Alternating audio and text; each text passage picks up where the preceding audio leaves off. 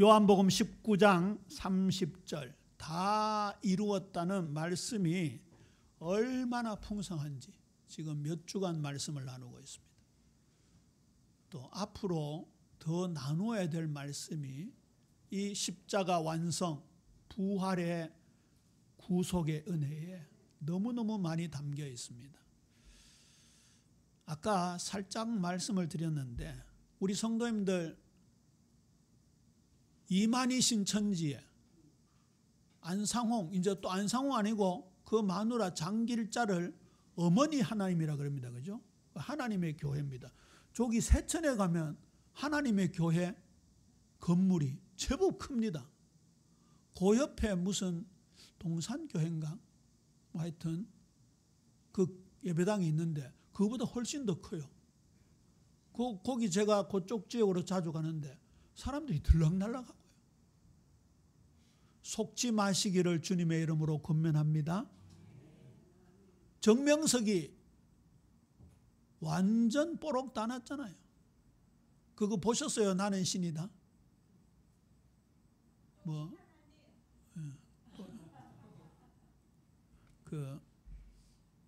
그 외에 홍콩에서 텐트 안에서 그 짓 하다가 카메라 찍혀가지고 난리 났잖아요.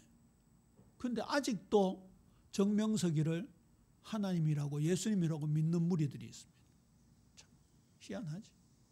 통일교 문선명이 죽었는데 그 아들이요 총을 이렇게 장식으로 무장하고 여기다가 뭐 별 막 달아가지고 그래가 또 이상한 짓거리 하는데 거기 사람들이 또 따라다녀. 우리 예비 성도님들이 이제 이단에 대해서는 딱 단절해야 되고요. 그 다음에요, 이단이 이 무율법주의, 율법 폐기론자들, 이단입니다. 이거 애매하기 때문에 속기가 쉽거든요. 그리고 이제 경계해야 될 것이 기복신앙입니다. 예수 믿으면 복 받는다, 복 받아라, 11조 하면 복 받는다, 자녀 잘 된다.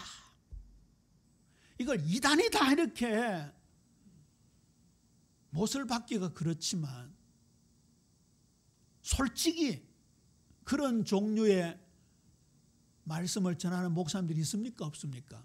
있습니다. 그 요새는 또 젊은 뭐 박혁인가? 스스로 뭐 전도자라 그러던가? 그래 나와가지고 막 걔가 쓰러뜨리고요. 스페인 저런 중남미 같은 데 가가지고 그 순진한 사람들 모아놓고. 근데 처음에는요, 절대 신비주의 한다, 뭐 자기는 그런 거 안다, 나중에 하면 다 쓰러뜨립니다. 그 박혁의 스승이 저기 나이지리아의 흑인 목사인데요. 그 사람이 박혁에게 전수했는데 나중에 알고 보니까 쓰러뜨리는 사람을 미리 준비한대요. 돈을 줘가지고. 그래 이러면 막 쓰러지고. 근데 사람들이 그런 분위기에 또 붙잡혀 들어가거든요. 번영신학 있잖아요. 이거 우리 잘 구분해야 됩니다. 그 다음에 오늘 내어드린 건데요. 조금 어렵지요. 이게 성경 비평학이라는 학문의 종류가 있습니다. 역사 비평, 본문 비평이라고 하는데 주로 신학 중에 자유주의 신학이라고 있습니다. 이것도 이단으로 정제되지는 않지만 이거 뭐 교파 얘기, 교단 얘기를 해서 조금 그렇기는 한데요. 대표적인 신학교가 감신대학교입니다. 거기에 김경재 교수 같은 사람 부활을 부인합니다. 그런데 신학교예요. 거기에서 공부한 신학생, 그 사람이 목사 되었는데 제가 직접 물어봤어요. 진짜 그렇다고. 거기에 공부를 하다 보니까 자기도 그 사상에 물들어가지고 예수님을 부활하는 지점에 이르게 되더라고요. 그리고 장로회 중에서도 기독교 장로회라가 있습니다. 기장이라 그러죠. 기장. 거기는 신학교가 한신대학교입니다. 거기도 감신대랑 분위기가 비슷합니다. 그러니까 이단이 아니니까 성도님들이 이사를 가거나 하면 그런 데 쑥쑥 들어가는데 구분을 잘 못해요. 성경 가지고 얘기하죠. 목사님 설교하죠. 물론 케이스 바이 케이스라고 목사님들마다 조금씩 다르기는 하지만 이 신학대학원에서 배운 사상이 거의 목사님들의 평생을 가거든요. 그런데 이게 성도들에게 알게 몰게 들어간다 그 말이에요. 자, 보세요. 하나만 예를 들어보죠. 이사야 14장에 보면 너 아침의 아들 계명성이여 하면서 그 천사 장급에 해당되는 존재가 타락해서 사탄이 되었다는 구절을 우리는 그렇게 믿잖아요. 그런데 비평학을 전공한 사람들은 사탄의 타락으로 보지 않고 당시 바벨론 왕 두로와 시돈으로 보는 경우가 있습니다. 에스겔서 28장도 마찬가지고요. 혹시 유튜브에 그 어느 목사님이 이 부분을 가지고 짤막하게 설교한 영상이 다녀요. 그 목사님 굉장히 순수하시고 귀한 분임에 틀림이 없어요. 이름은 얘기 안 할게요. 이름은. 아들이 하나 얼마 전에 유명한 가수가 된 그 가수 아빠 목사님. 그런데 그분이 이 사탄에 대해서 명확하게 얘기를 하지 않고 비평학자들이 해석한 대로 그렇게 해석하더라고요. 그런데 이사야 14장과 에스겔 28장에 보면 하늘에서 떨어졌다, 계명성, 그리고 에덴이 나오고 완전하게 창조된 존재가 타락했다는 그 표현은 1차적으로는 세속의 왕들을 나타내지만 틀림없이 그 이상의 존재를 분명히 보여주고 있죠. 헤르만 리델보스라든지 바빙크 워필드 이런 유명한 개혁주의 신학가들은 이 구절이 사탄의 기원에 대한 분명한 계시를 포함하고 있다고 말하고 있습니다. 이 세상의 어떤 통치자를 넘어서고 있는 언급이고 그것이 세상 통치자들과 사탄이 깊은 연관을 맺고 있다는 것을 보여주고 있습니다. 지난번에 말씀드렸는데요. 이사야 53장 3절에 오실 메시아에 대한 예언 구절 중에 그는 질고를 아는 자라고 되어 있잖아요. 그런데 세번역이라는 성경에는 그는 질고를 앓는 자라고 되어 있다. 여러분, 그 세번역 성경요, 우리나라 손꼽히는 번역학자들이 번역한 겁니다. 그런데 배경이 뭐예요? 이런 본문 비평, 이런 비평 속에 익숙한 분들이 성경을 번역한 거예요. 앓는 자라고 하면 조직 신학적으로 요즘 우리가 새벽에 함께 나누고 있는 소요리 문답 교리적인 차원에서 앓는 자가 맞을까요? 틀릴까요? 틀립니다. 예수님이 병을 앓았다 해버리면 무흠교리에 어긋나는 거죠. 우리 평신도들도 이렇게 하는데 최고의 레벨을 가진 신학자들이 그런 부분들을 그냥 예사롭게 번역해버립니다. 이거는 왜 그런가 하면 예수님의 인성을 자꾸 높이려고 하는 거예요. 그러면서 신성이 빠져버리는 거예요. 혹시 기억납니까? 옛날에 그리스도 최후의 유혹 같은 영화가 있었습니다. 마틴 스콜세지라고 유명한 감독이 만든 영화죠. 그리고요, 한 20년쯤 됐습니까? 다빈치 코드라는 소설이 있어요. 그것도 영화가 됐습니다. 거기에 내용은 예수님의 인성을 어디까지 강조를 해버렸는가 하면 예수님이 막달라 마리아하고 결혼해가지고 그 후손이 지금 프랑스에 있다. 이런 소재를 가지고 소설을 쓴 겁니다.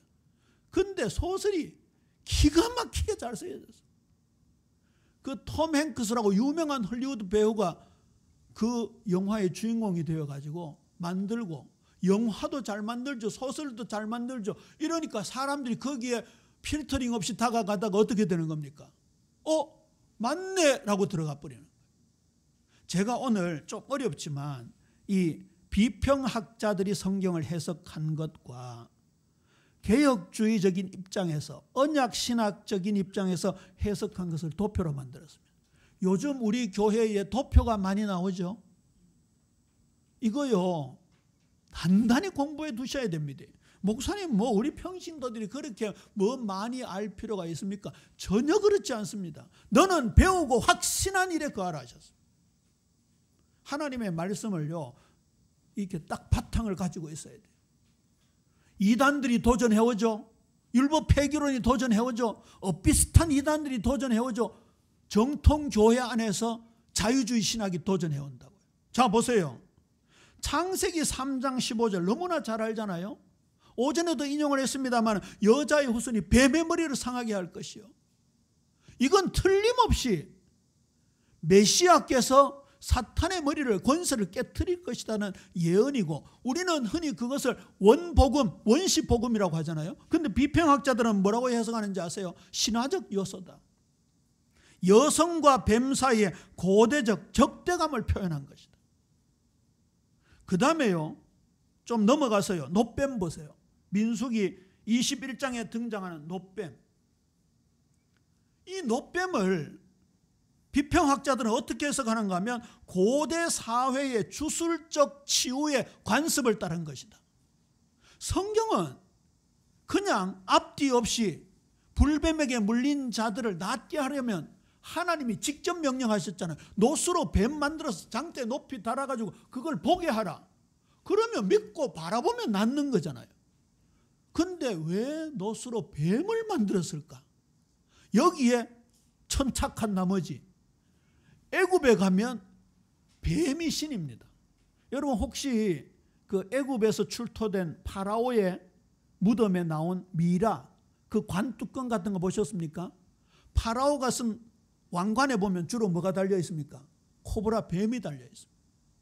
그 뱀이 치유의 표징으로 병을 막기도 하고 병에 걸린 걸 치유해주는 우상으로 쓰입니다. 그러니까 모세가 이집트 왕자 출신이잖아요. 거기에서 익숙했던 것을 가지고 했을 것이다라고 해석을 하는 거예요. 그런데 문제는 이 신학을 자꾸 배우는 신학생들이 거기에 빨려 들어가 흡수가 되는 거예요. 그 다음에 이사야 7장 14절, 아까도 이사야를 인용했습니다마는, 보라 처녀가 잉태하여 아들을 낳을 것이요 그 이름을 임마누엘이라 하라. 그런데 처녀가 어떻게 애를 낳느냐? 이거는 과학적으로 있을 수 없는 일이다. 그래서 또 처녀라는 단어를 원어로 찾아봅니다. 그게 알마라는 히브리어인데 때로는 젊은 여자에게 쓰인다라는 거죠. 그래서 그들이 만든 성경을 보면 젊은 여자라고 해석합니다. 근데 마태복음 1장 21절에 보면 아들을 낳으리니 이름을 예수라 하나 이는 그가 자기 백성을 그들의 죄에서 구원할 자이심이라 하니라는 한 기둥의 말씀을 주시고, 23절에 이사야 7장 14절을 인용하면서 똑같이 말씀하잖아요. 보라 처녀가 잉태하여 아들을 낳을 것이요 그의 이름을 임마누엘이라 하리 하셨은즉, 무슨 뜻이라고요? 하나님 우리와 함께 하시는, 분명히 동정녀 탄생을 못 박았는데도 불구하고 그렇게 해석하는 거예요. 제가 이 말씀을 준비하다가 영국의 유명한 생물학자, 화학자인가 생물학자인가 과학자 한 사람하고 수학자로 유명한 분인데, 이분이 크리스찬이에요. 둘이 대담을 하는 걸 봤는데요, 이 과학자는 모든 것을 증명해서 진실을 밝힐 수 있다 이렇게 주장하고, 이 수학자는 하나님도 당신 논리로 증명할 수 있다, 나는 하나님을 믿는다. 그럼 어쨌든 재밌는 그런 설전이 오고 가는 장면이에요. 그러면서 수학자 차례가 되었어요. 우리는 예수님 부활하신 걸 믿는다 이러니까 그 과학자가 오 지저스 이러더라고요. 그 이제 지저스라는 말이 예수님인데 지금 영어에서는 무슨 뜻이에요? 불사 뭐 이런 거잖아요. 제기랄 이런 뜻으로 쓰이거든요. 지저스 크라이스트. 그러니까 또 그 수학자하고 사회자가 막 웃더라고요. 네가 예수님 이름 불렀다면서. 하나님은 과학을 초월하세요. 제가 자주 말씀드리잖아요.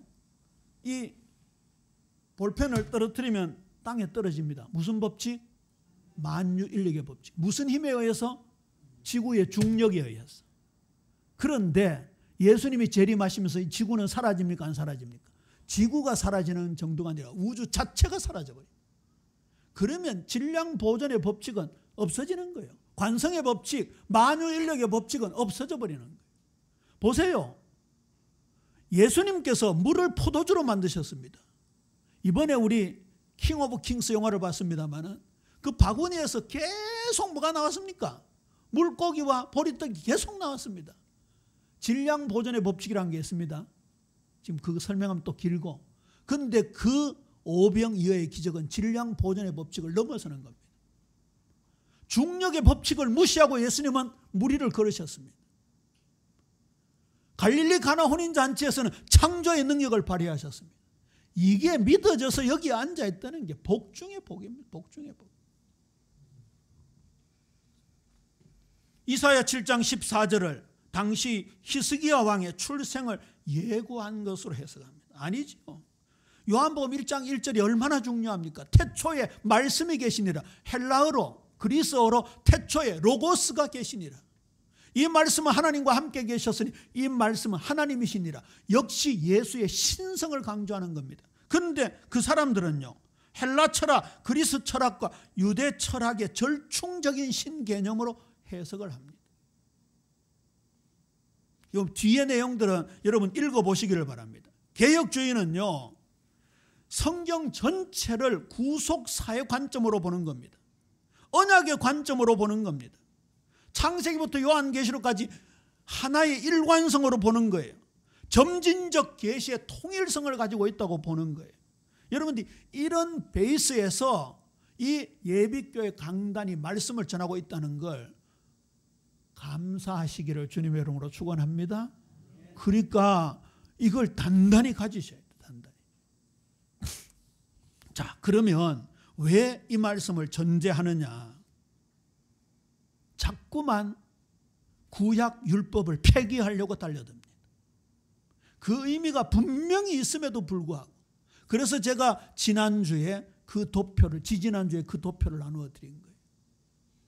단순히 구약적 의식이 아니라 틀림없이 예수 그리스도로 말미암아 우리 삶에 녹아 들어와 있다는 것을 신약으로 증명했잖아요. 그렇다고 한다면 이제 남아있는 것, 속죄제, 속건죄, 그리고 제사의 방법들, 그리고 오늘 이 말씀들을 보자고요. 남아있는 게 뭡니까? 속죄제입니다. 레위기 4장에 보면 이 속죄제는 무의식적인 범죄와 부정결의 죄를 사함받기 위해서 드리는 제사입니다. 우리에게 죄의 본성이 있습니다. 그렇죠? 죄의 오염이 남아있습니다. 죄책, 죄의 형벌은 하나님께서 예수님을 통해서 우리에게 정지하지 않는다고 약속했지만 우리는 주님 오시는 그날까지, 내가 죽는 그날까지 불신앙을 끊임없이 합니다. 그래서 우리가 주님 앞에 그 피를 힘입어 아뢰어야 되는 거죠. 마가복음 10장 45절입니다. 인자가 온 것은 섬김을 받으려 함이 아니라 도리어 섬기려 하고 자기 목숨을 많은 사람의 대속물로 주려 함이니라. 이 말씀이 지금도 적용된다는 걸 믿고 예수 이름으로 나아갑니다. 우리 요한 1서, 히브리서 가까이 있습니다. 조금 더 넘어가면 요한 1서 있습니다. 요한 1서 1장 7절에서 9절 말씀 보십시다. 자, 일단 7절을 제가 읽습니다. 그가 빛 가운데 계신 것 같이 우리도 빛 가운데 행하면 우리가 서로 사귐이 있고 그 아들 예수의 피가 우리를 모든 죄에서 깨끗게 하실 것이요. 8절 9절 함께 읽습니다. 시작. 만일 우리가 죄가 없다고 말하면 스스로 속이고 또 진리가 우리 속에 있지 아니할 것이요. 만일 우리가 우리 죄를 자백하면 그는 미쁘시고 의로우사 우리 죄를 사하시며 우리를 모든 불의에서 깨끗하게 하실 것이요. 할렐루야. 이게 현재형입니다. 대속물로 주려오신 예수 그리스도의 피가 지금도 흐르고 있다 그 말입니다. 그걸 믿고 어떻게 하자고요? 자백하자고요. 그게 회개입니다. 회개하라 천국이 가까웠느니라는 말씀은 우리가 예수님을 처음 믿을 때만 적용되는 것이 아니라 우리의 삶에 끊임없이 적용되어지는 부분이지. 보세요. 여기 죄 없다면 스스로 속인다고 얘기하잖아요. 이거는 우리의 지금 짓고 있는 죄를 말하는 거죠. 우리가 빛 가운데 행할 때 이 말이 뭐예요? 의로운 삶을 살 때 그 말이에요. 어떻게 가능한 겁니까? 하나님과 교제할 때 가능한 겁니다. 빛이 비칠 때 가능한 겁니다. 우리의 죄를 자백하면 주님은 우리에게 용서의 축복을 허락하실 뿐만 아니라 빛 가운데 행할 수 있는 능력을 허락하시는 거죠. 회개하라 천국이 가까웠느니라는 오늘도 내일도 모레도 한 달, 두 달, 우리 일생에 이 하나님의 나라가 임할 때 우리가 하나님의 통치를 받게 되는 거죠. 하나님의 통치. 그 다음에 속건제입니다.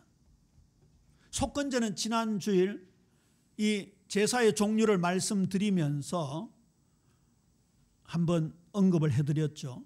허물건자입니다. 굉장히 어려운 한자입니다만 허물건자로 기억하시면 됩니다. 레위기 5장에서 6장에 이 제사의 내용이 나오는데요. 속건제는 이스라엘에서 죄를 속하기 위해 드린 제사 중에 하나인데 특히 성물에 대한 범과 예를 들어서 번제단이라든지 물두멍 그리고 성전 안에 있는 성소의 기구들을 잘못 건드린 죄 이럴 때 오는 범과를 용서받는 속죄 제사이고요. 또 타인에게 손해를 끼친 경우에 드려지는 겁니다. 삭개오가 예수님을 주인으로 모셔드리면서 내가 누구에게 토색한 거 사기친 거 있으면 4배나 갚겠나이다가 여기에 해당되는 부분이에요. 여러분 모세오경을 읽으면서 4배를 갚으라는 말씀을 읽으셨는지 모르고 그때 읽을 때 삭개오가 이 부분을 적용했구나 이렇게 느꼈다면 바로 읽은 거죠. 우리가 이웃과의 적대관계에 놓였다면 그 죄를 해결하기 위해서 드려야 되고 혹시 손해를 끼쳤다면 우리가 그 손해를 보상해주는 배상을 포함하는 속죄 제사를 속건제라고 합니다. 오늘날로 적용하면 잘못된 행위나 실수를 인해서 타인에게 손해를 입혔을 때 그 사람에게 죄를 지었을 때 그 관계를 회복하는 노력이 있어야 하는 것이죠. 이것도 어디에 근거하는 겁니까? 예수님의 십자가의 속죄를 근거하는 겁니다. 그가 찔림은 우리의 허물 때문이요. 그가 상함은 우리의 죄악 때문이라. 이게 보통 전통적으로 원죄, 자범죄를 속하시는 분으로 해석합니다. 조금 다양한 해석들이 있습니다만 그렇죠? 허물, 죄악 이렇게 구분했잖아요. 그 다음에 영어 성경에 보면 신이 죄인데요. 단수로 쓰일 경우에는 주로 원죄, 신스 복수로 쓰일 경우는 그 원죄로 말미암아 지은 죄들, 자범죄를 말하는 거죠. 그런데 그 자범죄가 스스로 짓는 자범죄도 있지만 주로 무슨 관계 속에서? 인간관계 속에서 짓는 죄가 있습니다.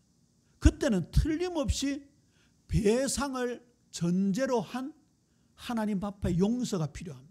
기억나시죠? 마태복음 5장 23절 이하의 말씀입니다. 자, 확인하기 위해서 한번 찾아보죠. 마태복음 5장 23절입니다. 오늘날 현대 기독교인들이 이 부분을 많이 놓치고 있습니다. 함께 24절까지 읽습니다. 시작. 그러므로 예물을 제단에 드리려다가 거기서 내 형제에게 원망 들을 만한 일이 있는 것이 생각나거든 예물을 제단 앞에 두고 먼저 가서 형제와 화목하고 그 후에 와서 예물을 드리라. 인간관계 속에서 지은 죄에 대해서 어떻게 하라고요? 그 사람과의 관계에서 해결하고 오라 그렇게 말씀하고 있습니다. 밀양이라는 영화가 있었죠. 이창동 감독이 메가폰을 잡고 전도연이가 주연했던 영화입니다. 거기에 그 전도연이 그 아들 준인강 그 아이를 데리고 이제 밀양으로 이사를 가게 되는데 큰 사건이 등장합니다. 웅변학원 원장님에게 아이를 맡겼더니 이 아이를 납치해 가지고 돈을 요구합니다. 이제 혼자 사니까 자기가 돈 많다는 거 일부러 돈이 없음에도 일부러 돈 많다고 돌아다니면서 자랑을 했어요. 땅이 어디 있냐 이러고 막 하니까 밀양에 촌 사람들이 이 여자가 돈이 많은 줄 알았어요. 그러니까 이 웅변학원 원장이 그 아이를 납치해다가 돈을 요구를 했는데 어떻게 했어요? 이 아이를 죽여버렸어요. 그러니까 이 주인공 전도연이가 아이 죽은 것 때문에 난리가 났잖아요. 그런데 어떻게 주위에 예수 믿는 사람들이 전도를 해가지고 그 밀양 중부교회를 다니게 되었어요. 그냥 이제 은혜를 받아야 된다고 하니까 막 하다가 그 신비주의로 들어가잖아요. 막. 그래 얼마나 은혜를 받았는지 막 지금 뭐 거기 나오진 않지만 지금 말로 하면 방언 터지고 난리가 난 거예요. 그래 자기가 이 원장님을 용서해야 되겠다고 하고 교도소에 가서 면회를 신청해서 원장님, 제가 하나님의 사랑으로 원장님을 용서하기로 했습니다. 이랬는데 원장이 뭐라 하는가 하면 내가 이미 하나님께 용서받았습니다. 이 말을 해버린 거예요. 전도연이가 돌아버리잖아요. 그때부터 이제는 하나님을 향해 원망하면서 장로를 꼬시는 장면이 나옵니다. 그 영화 장면이요, 기가 막히는 게 그 장로를 꼬셔가지고 장로가 자기를 범하게 만들면서 하늘을 쳐다보면서 하나님에게 삿대질하는 이런 장면이 나옵니다. 자, 웅변학원 원장이 진짜 그 안에서 예수님을 구주로 영접하고 은혜를 받았다면 전도연이가 왔을 때 뭐라고 해야 됩니까? 사과해야 되는 거예요. 사과 정도가 아니죠. 죽을 죄를 지었다. 생떼 같은 자식을 내가 죽였으니 내가 어떻게 낯을 들고 살겠냐. 당신이 용서할 때까지 내가 이 깜빵에서 무릎 꿇고 기도하겠다. 이렇게 했어야 되는 거예요. 오늘날 예수 믿는 사람들이 하나님 내 죄 다 사했다. 그러면서 인간관계 속에서 나 몰라 하고 지나가는 경우 얼마나 많은지 모릅니다. 그게 빛입니까 소금입니까? 오히려 그게요, 상대방의 마음을 닫게 하고 오늘날 한국교회, 이 한국 사람들이 교회의 마음을 닫게 하는 꼴이 되는 거예요. 얼마나 중요한 대목인지 모릅니다. 하나님은 이렇게 보세요. 속죄죄를 허락하셨고 속건죄를 허락하셨고 그 앞에 화목죄를 허락하셨고, 화목죄는 상대방과 화목하게 하는, 그렇죠, 코이노니아의 의미가 있다면, 이 속건죄는 보세요. 내가 사람에게 범한 죄가 있다면 거기에 대해서 갚아야 된다. 배상의 책임을 준다. 그러면 저 사람이 필요로 하는 것을 내가 채워주는 것, 그런 부분이 분명히 있는 것이죠. 골로새서 3장 13절에서 15절입니다. 또 범죄와 육체의 무할례로 죽었던 너희를 하나님이 그와 함께 살리시고 우리의 모든 죄를 사하시고 우리를 거스르고 불리하게 하는 법조문을 쓴 증서를 지우시고 제하여 버리사 십자가에 못 박으시고 통치자들과 권세들을 무력화하여 드러내어 구경거리로 삼으시며 십자가로 그들을 이기셨느니라. 보세요. 저와 여러분이 번제, 소제, 화목제, 속죄제, 속건제, 이 제사의 의미를, 신약의 의미를, 오늘날 현대의 의미를 내게 적용해서 나누어 줄 때 그것이 어떻게 되어진다고요? 하나님의 영광을 드러내고 이 통로를 통해서 들어오는 어둠의 세력들을 차단하는 역할을 한다고요. 이게 그냥 기록된 비중적으로 볼 때 얼마나 중요한지 몰라요. 다시 한번 말씀드립니다. 이거 진짜 귀에 못이 박혀야 돼요. 경상도 말 따까리가 앉아야 돼요. 예수님 내 죄 다 해결됐다. 끝났다. 끝. 다 이루었다. 끝났다. 마음대로 죄 짓고, 이게 얼마 전까지 우리가 있었던 그곳 아닙니까? 다시 한번 묻습니다. 맞아요? 틀려요? 틀립니다. 이번에 요한복음 19장 30절 말씀을 가지고 쭉 진행해 오면서 우리가 이 부분에 얼마나 많은 새로운 국면을 맞이했습니다. 몰랐던 걸 알게 되고 그렇잖아요. 얼마나 그동안 하나님의 영광을 많이 가렸고 예수 이름을 먹칠하고 살았던 것이 얼마나 많았는지 진짜 우리가 회개해야 되는 거죠. 자, 오늘 히브리서 13장 보세요. 여기 예수님이 성문 밖에서 고난을 받았으니까 우리도 그 치욕을 짊어지고 영문 밖으로 그에게 나아가자. 옛날에 우리 그랬잖아요. 고난 주간에 왜 슬퍼하노? 왜 맨날 천부의 의지 없어서 손들고 옵니다. 인내하신 구세주 그런 거 부르지 마라. 예수님이 다 십자가 지셨으니까 우리는 즐거워하자 하면서 고난 주간에 막 신나는 노래 부르고 안 그랬습니까? 진짜 우리가 내 죄 때문에 주님이 돌아가셨다고 한다면 우리 인간적인 말로도 미안하고 감사하고 그래야 되잖아요. 바울은 그 말 했다 했죠. 그리스도의 남은 고난을 내 육체에 채우노라. 이거 보세요. 우리도 그 뒤를 따라가자. 조금 이따 부를 찬송이 그거예요. 죽기까지 따르겠습니다. 그 찬송이에요. 죽기까지 따르겠습니다. 우리 15절 함께 읽습니다. 시작. 15절 16절 두 절 함께 읽읍시다. 시작. 그러므로 우리는 예수로 말미암아 항상 찬송의 제사를 하나님께 드리자. 이는 그 이름을 증언하는 입술의 열매니라. 오직 선을 행함과 서로 나눠주기를 잊지 말라. 하나님은 이 같은 제사를 기뻐하시느니라. 그러면 속죄제, 속건제가 오늘날로 적용되어지는 우리 그리스도인의 삶이 뭐가 된다고요? 하나님이 기뻐하시는 거룩한 산 제사가 된다고요. 그래서 지난 수요일 날 그 말씀 드린 거예요. 우리 교회 안에 그리고 우리 가족, 이웃에게 로마서 13장으로 가면 우리 나라에 점점 영역이 넓혀집니다. 그게 로마서 12장 1절에 나오는 너희 몸을 하나님이 기뻐하시는 거룩한 산 제물로 드리라는 그 뜻이고 1장으로 올라가면 믿음으로 말미암아 살아가는 것이고 예수님 말씀에 하면 빛과 소금의 역할로 살아가라는 건데 그게 하나님께 영광 돌리는 예배로 귀착이 된다고. 얼마나 중요합니까? 결국은요, 용서가 없고 화해가 없고 배상이 없는 예배는 불완전한 예배라는 거예요. 불완전한 예배. 유명한 주석에 보니까 이렇게 되어 있습니다. 다른 사람을 사랑하는 실제적인 행위가 없는 찬미의 제사는 불완전한 것이다. 진짜 사랑의 행위로 드려지는 삶의 예배. 여기 서로 나눔이라는 것은 코이노니아스라는 단어인데 타인의 필요를 채워주기 위한 모든 것을 관용하는 나의 자세를 가리킵니다. 진짜 하나님께 드려지는 놀라운 축복인 것이죠. 자, 그러면 제사의 방법이 남아 있습니다. 불로 태우는 화제가 있습니다. 생명 전체를 들여 희생하신 예수 그리스도를 상징하는 거지요. 요제는 흔들어서 드린다 했습니다. 첫 곡식단을 높이 들어 앞뒤로 흔들면서 드리는 제사입니다. 하나님이 기뻐하시는 제물로 드려진 그리스도를 가리키고 곡식이니까 생명의 양식을 주신 예수님을 가리킵니다. 거제는요, 희생제물의 우편 뒷다리를 들어서 바치는 행위입니다.